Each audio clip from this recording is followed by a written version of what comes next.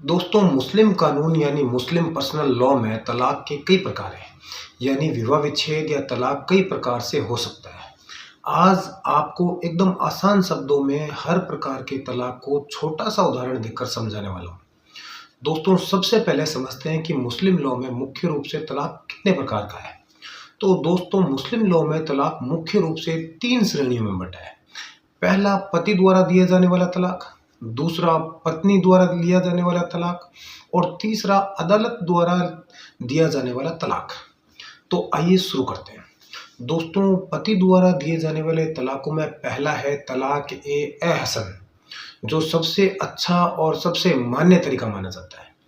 इसमें पति सिर्फ एक बार तलाक का उच्चारण करता है और फिर पूरी इद्दत यानी लगभग 3 महीने की अवधि तक पत्नी के साथ शारीरिक संबंध नहीं रखता। इस दौरान पति चाहे तो तलाक वापस भी ले सकता है। आपको एक एग्जांपल देता हूं जिससे आपको ये आसानी से समझ में आ जाए। मान लीजिए अहमद अपनी पत्नी नाजिया को तलाक देना चाहता है। वह अपनी पत्नी नाजिया को एक बार साफ शब्दों में तलाक बोलता है और इद्दत खत्म होने तक उसे छोड़कर इंतजार करता है। तो इसे तलाक ए हसन कहते हैं। दोस्तों, दूसरा प्रकार है तलाक ए हसन, जिसमें पति 3 अलग अलग तुहर यानी पवित्रता की अवधि में 3 बार तलाक बोलता है। हर बार के बीच में अंतर होना जरूरी है। तीसरी बार का उच्चारण होने के बाद तलाक पूर्ण हो जाता है। फिर तुहर, एक बार तुहर बता देता हूं आपको। तुहर यानी पवित्रता की अवधि वह समय होता है जब स्त्री मासिक धर्म यानी पीरियड से मुक्त होती है। यानी पीरियड्स खत्म होने के बाद से लेकर अगले पीरियड शुरू होने से एक दिन पहले तक का समय यही तुहर कहलाता है। आपको इसका भी एक एग्जांपल देता हूं जिससे आपको आसानी से समझ में आ जाएगा। मान लो सलमान अपनी पत्नी साइना को तलाक देना चाहता है। वह अपनी पत्नी को साइना को उसकी पहली माहवारी के बाद एक बार तलाक कहता है। अगली तुहर यानी पवित्रता की अवधि में दूसरी बार तलाक कहता है और फिर तीसरी अवधि में तीसरी बार तलाक कहता है। इस तरह यह तलाक ए हसन कहलाता है। तो दोस्तों, तलाक का तीसरा प्रकार है तलाक ए बिद्दत, जिसे ट्रिपल तलाक या एक साथ 3 तलाक भी कहा जाता है। इसमें पति एक ही समय में 3 बार तलाक तलाक तलाक कह देता है। यह तरीका भारत में अब अवैध है और 2017 में सुप्रीम कोर्ट ने इसे असंवैधानिक घोषित किया था तथा 2019 के कानून के बाद यह दंडनीय अपराध भी है। आपको इसका भी एग्जाम्पल देता हूं जिससे आपको ये भी आसानी से समझ में आ जाएगा। मान लो राशिद गुस्से में आकर अपनी पत्नी को एक ही बार में 3 तलाक बोल देता है, तो ये तलाक ए बिद्दत कहलाएगा। हालांकि भारत में यह मान्य नहीं है। दोस्तों, तलाक का चौथा प्रकार है इलाह, जिसमें पति कसम खाता है कि वह पत्नी के साथ संबंध नहीं रखेगा और ये कसम 4 महीने तक रहती है।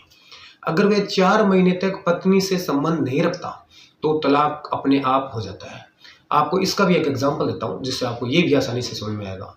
मान लो फरीद गुस्से में कह देता है अपनी पत्नी को कि मैं 4 महीने तक अपनी पत्नी के पास नहीं जाऊंगा।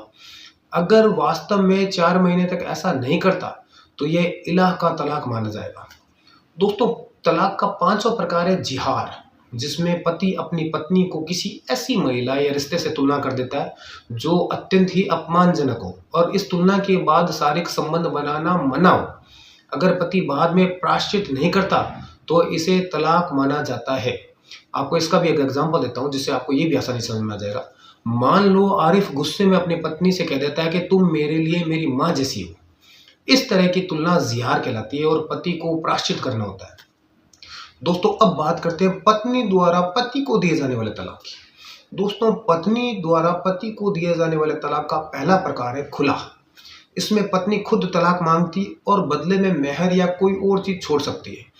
पति अगर सहमत हो जाए तो तलाक हो जाता है। आपको इसका भी एक एग्जांपल देता हूं। मान लो आयशा अपने पति से अलग होना चाहती है, इसलिए वह अपने पति से कहती है कि मैं आपका मेहर वापस करने को तैयार हूं, आप मुझे आजाद कर दें या तलाक देते हैं।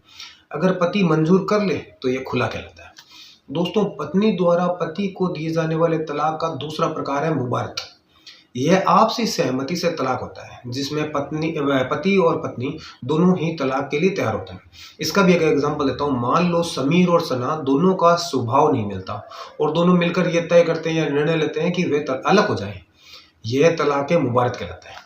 अब बात करते हैं तीसरे प्रकार की। तीसरा प्रकार है तलाक ए तफवीज, इसमें पति शादी के समय या शादी के बाद एक लिखित समझौते में पत्नी को यह अधिकार दे देता है कि वह स्वयं तलाक ले सकती है। इसका भी एक एग्जांपल देता हूँ। मान लो शादी के समय निकाहनामा में लिखा जाता है कि पत्नी को तलाक लेने का अधिकार होगा। बाद में किसी भी बड़ी समस्या के कारण पत्नी उस अधिकार का उपयोग करके तलाक ले ले तो यह तलाक तफवीज है। दोस्तों, अब बात करते हैं अदालत द्वारा दिए जाने वाले तलाक की, जिसे D solution of Muslim marriage act 1939 के तहत दिया जाता है। यह विशेष रूप से पत्नी के लिए। इस कानून के अनुसार यदि पति कई वर्षों से गायब हो, अपनी पत्नी को खर्च ना देता हो या अपनी पत्नी के साथ क्रूरता करता हो, नपुंसक हो, मानसिक बीमारी से पीड़ित हो या दूसरी शादी करके अपनी पहली पत्नी को प्रताड़ित करता हो, तो पत्नी अदालत जाकर तलाक मांग सकती है। आपको इसका भी एक एग्जांपल देता हूँ जिससे आपको ये भी आसानी से समझ में आएगा। मान लो सलमा का पति 4 साल से घर नहीं आया, ना वो अपनी पत्नी को पैसा भेजता है, ना उससे संपर्क करता है और उसके बारे में कोई जानकारी भी नहीं है। ऐसे में सलमा अदालत जाकर इस आधार पर तलाक ले सकती है। दोस्तों, इस प्रकार मुस्लिम कानून में तलाक के लगभग 10 प्रकार हैं माने जाते हैं। पति द्वारा दिया जाने वाले तलाक के 5 प्रकार हैं: तलाक एहसन, तलाक हसन, तलाक बिद्दत, इलाह और जिहार। पत्नी द्वारा दिए जाने वाले तलाक में 3 प्रकार हैं: खुला, मुबारक और तलाक तफवीज।